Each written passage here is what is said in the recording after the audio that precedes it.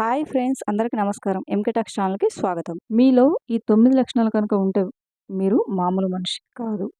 ఒక వ్యక్తికి 9 లక్షణాలు ఉంటే సర్వశ్రేష్ఠుడని శ్రీకృష్ణుడు చెప్పాడు. శ్రీకృష్ణుడు చెప్పిన 9 లక్షణాలు ఏంటి? అవి మీలో ఉన్నాయా? లేదా ఇతరుల్లో ఉన్నాయా? ఉంటే వాటిని ఎలా గుర్తించాలి? మరి ఆ 9 లక్షణాలు ఏమిటో ఈ వీడియోలో మనం ఇప్పుడు తెలుసుకుందాం. ఫ్రెండ్స్, ఈ వీడియోని చివరి వరకు చూసి నచ్చితే కనుక ఒక లైక్ కొట్టి జై శ్రీరామ్ అని కామెంట్ చేయండి ప్లీజ్. శ్రీకృష్ణుడు చెప్పిన సర్వశ్రేష్ఠుడు అంటే తనని తాను ప్రేమించుకున్నంతగా ఇతరుల పట్ల ఆప్యాయతతో ఉండేవాడు. ఒక వ్యక్తి లోపల నుంచి శుద్ధి చేయబడినప్పుడు మరియు స్వీయ జ్ఞానాన్ని కలిగి ఉన్నప్పుడే ఇది జరుగుతుంది. అలాంటి వ్యక్తి ప్రకృతిలో కనిపించే ప్రతి భాగాన్ని ప్రేమిస్తాడు మరియు గౌరవిస్తాడు. ప్రకృతి పట్ల ఉదారమైన దృక్పథాన్ని కలిగి ఉంటాడు. ఎందుకంటే అవన్నీ ప్రాథమికంగా ఒకే అస్తిత్వం యొక్క వ్యక్తీకరణలని అతనికి తెలుసు కాబట్టి. ఈశ్వరుడు అన్ని చోట్ల ఉన్నాడు అంటారు. మనం చూసే ప్రతి వస్తువులలో, ప్రకృతిలో ప్రతి చోట ఈశ్వరుడు ఉన్నాడు. అంతెందుకు, మనలో కూడా ఈశ్వరుడు ఉన్నాడు. అయితే కంటికి మాత్రం కనిపించడు. కానీ ఎన్నోసార్లు తాను ఉన్నానని నిరూపిస్తూనే ఉంటాడు. శ్రీకృష్ణుడు మహాభారతంలో ఒక వ్యక్తికి 9 లక్షణాలు ఉంటే సర్వశ్రేష్ఠుడు అని చెప్పాడు. సాధారణంగా ఆ 9 లక్షణాలు సాధారణ మానవులలో ఉండవు. ఆ లక్షణాలు వ్యక్తిలో పుట్టుకతోనే వస్తాయి. వయస్సు పెరిగే కొద్దీ ఆ లక్షణాలతో సంసారంలో కీర్తిని గడిస్తారు. అలా ప్రత్యేక లక్షణాలు కలిగిన మానవులు జన్మించడానికి కూడా ఒక ప్రత్యేక కారణం అంటూ ఉంటుంది. నిజానికి మానవుడిగా జన్మించడం అనేది అంత తేలికైన విషయం అయితే కాదు. 84 లక్షల జీవరాశులు ఉన్న ఈ ప్రపంచంలో మానవ జన్మ అత్యుత్తమైనది.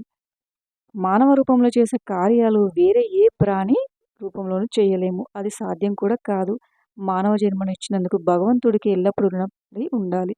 ఎప్పుడు ధన్యవాదాలు తెలుపుతూ ఉండాలి. ఉత్తమమైన మానవ జన్మ దొరికింది అంటే అంతకన్నా అదృష్టం ఏమీ ఉండదు.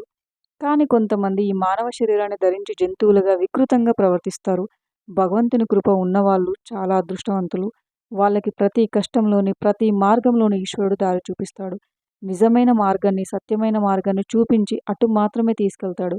అయితే అలాంటి లక్షణాల కోసం కేవలం కొద్దిమంది మాత్రమే భగవంతుణ్ణి ఎన్నుకొని వారికి ముక్తిని ప్రసాదిస్తాడు. ఎటువంటి సమస్య వచ్చినా, కష్టం వచ్చినా నిలదొక్కుని భగవంతుని కృప వల్ల అన్నిటినీ దాటుకొని వెళ్ళగలరు.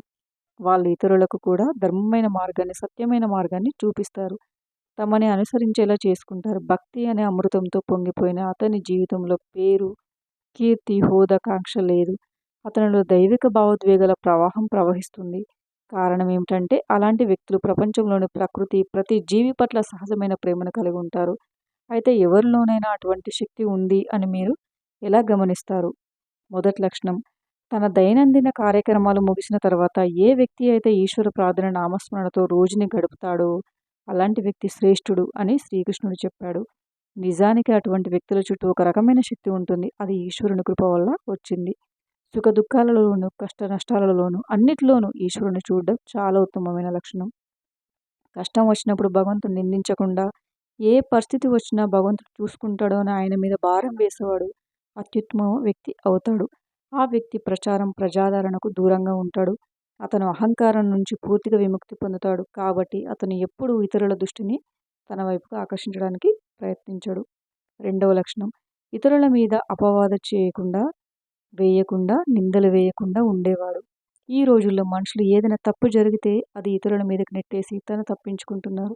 అలా అస్సలు ఉండకూడదు. ఒకవేళ తన వలన తప్పు జరిగినా ఇతరుల మీద ఆ నిందలు మోపకుండా ఆ తప్పుకు తనే పాత్రుడనని ఎవరైతే ఆ తప్పులు తీసుకుంటారో అతను సర్వశ్రేష్ఠుడు. ఇతరుల గురించి ఎప్పుడు చెడు మాట్లాడకూడదు. ఇతరులలో చెడు లక్షణాలు ఉన్నా వారిలో మంచి లక్షణాలను గుర్తించి ప్రోత్సహించాలి. ఇతరుల వ్యక్తులను వారి జీవితపు అంతిమ లక్ష్యం వైపు తీసుకుని వెళ్ళడంలో సహాయం చేస్తారు. వారికి సరైన మార్గాన్ని కూడా చూపుతారు. అతను భౌతిక జీవితానికి మంచి కొన్ని నియమాలు, పద్ధతులను బోధించగలడు. కానీ అతను వాటిని అనుసరించమని ఎవరిని బలవంతం చేయడు. ఇది రెండవ లక్షణం. అలాగే మూడవ లక్షణం, ఎటువంటి పరిస్థితిలోనైనా తను అనుకున్న కార్యాన్ని ఈశ్వరుని కృప వల్ల పూర్తి చేయగలను అని నమ్మేవాడు. కష్టం వచ్చినా, నష్టం వచ్చినా ఎటువంటి పరిస్థితికి తల ఊగకుండా తప్పకుండా తను అనుకున్న కార్యాన్ని పూర్తి చేసి చూపించగల శక్తి ఎవరికైతే ఉంటుందో, ఇతరులు ఎన్ని చెప్పినా, ఎన్ని అడ్డంకులు ఎదురైనా, ఎంత వెనక్కి లాగిన వాటన్నిటిని అధిగమించి ముందుకు వెళ్ళగలిగిన వ్యక్తి, ఆ వ్యక్తులపై భగవంతుని కృప పూర్తిగా ఉంటుందని శ్రీకృష్ణుడు చెప్పాడు. ఇక నాలుగవ లక్షణం, ఎప్పుడు పుణ్యకార్యాలలో సమయాన్ని గడుపుతూ ఉండటం, అవసరమైన వారికి తను చేయగలిగినంత సహాయం చేయడం, పేదవారికి తన తాహతకి తగ్గట్టుగా కష్టాల్లో ఉన్న వారికి సహాయపడుతూ ఎల్లప్పుడూ ఎవరిని హేళన చేయకుండా ఉండటం, ఇతరుల పేదరికం చూసి వారిని అవమానించకుండా సహాయం చేస్తూ ఇతరులు కూడా సహాయం చేసేలా చేయడం అనేది చాలా గొప్ప విషయం.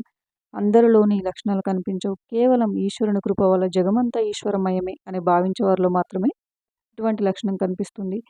షరతులు లేని ప్రేమ ఆ వ్యక్తి యొక్క ప్రాథమిక గుర్తు. అతను ఇతరులను అంచనా వేయడు. విమర్శ, విశ్లేషణ ఆ వ్యక్తి స్వభావం కాదు.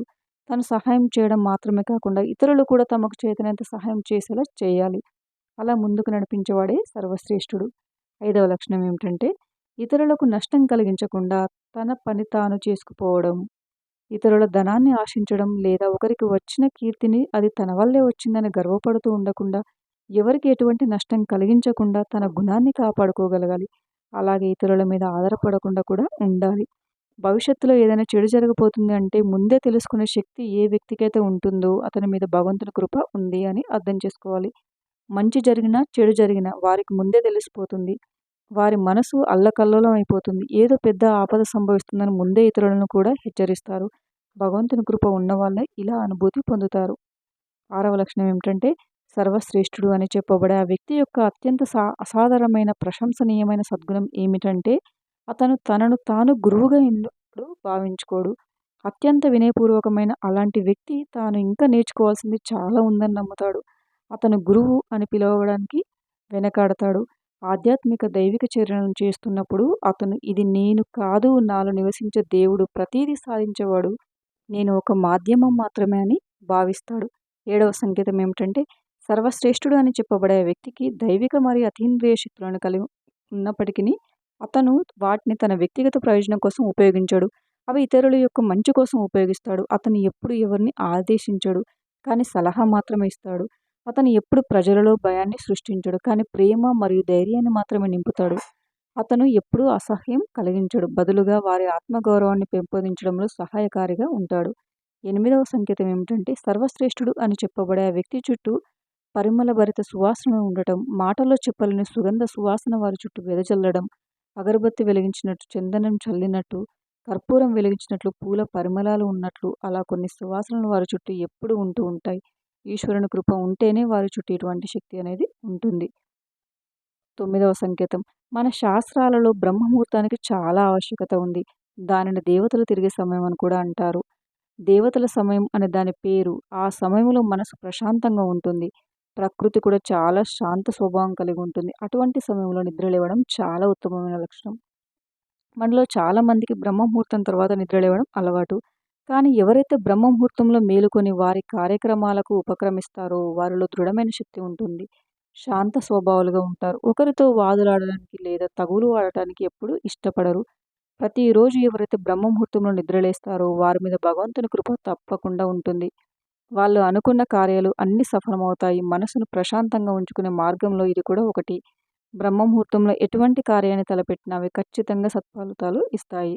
దేవతలందరూ ఆ వ్యక్తికి తోడుగా ఉంటారు. అందుకే మన శాస్త్రాలలో ఎటువంటి యాగమైనా, కార్యమైనా బ్రహ్మముహూర్తంలో చేయమని సలహా కూడా ఇస్తూ ఉంటారు. ఆ సమయంలో ప్రతిరోజు నిద్రలేచి తన కార్యక్రమాలను మొదలుపెట్టేవాడు సర్వశ్రేష్ఠుడు. అటువంటి వారి మనస్సు, మస్తిష్కం ఎప్పుడూ ప్రశాంతంగా ఉంటుంది. సత్యాన్ని, సదాచారాలను మాత్రమే వాళ్ళు పాటిస్తారు. ఈశ్వరుని చరణాల మీదే పరమానందాన్ని పొందే వ్యక్తులు సర్వశ్రేష్ఠులు.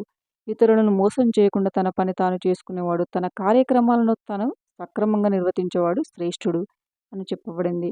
మగవాళ్ళు అయితే తన భార్యను తప్ప పరాయి స్త్రీలను కన్నెత్తి కూడా చూడనివాడు, వారిని తల్లిగా, సహోదరిగా భావించేవాడు శ్రేష్ఠుడు. ఆడవారైతే తన భర్తను తప్ప ఇతర మగవారి గురించి ఆలోచించని వాళ్ళు తన భర్త కుటుంబంలోకి వచ్చిన తర్వాత ఇతరులను మాటలతో బాధ పెట్టకుండా ఉండేవారు పతివ్రతలుగా చెప్పబడతారు. ఇటువంటి వారు ఉన్న కుటుంబంలో సుఖ సంతోషాలకు లోటు అనేది ఉండదు. వారి వల్ల కుటుంబం కూడా ఉన్నత స్థితిలోకి వెళ్తుంది. లక్ష్మీ యోగం ఆ కుటుంబం పట్ల ఎప్పుడు ఉంటుంది. ఈశ్వరుడు కూడా వారికి ఎప్పుడు తోడుగా ఉంటాడు.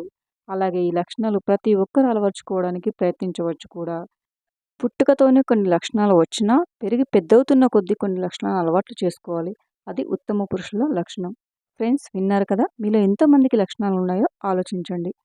Thank you for watching friends. ఈ వీడియో కనుక నచ్చితే వీడియోని లైక్ చేసి జై శ్రీరామ్ అని కామెంట్ చేయండి. Thank you.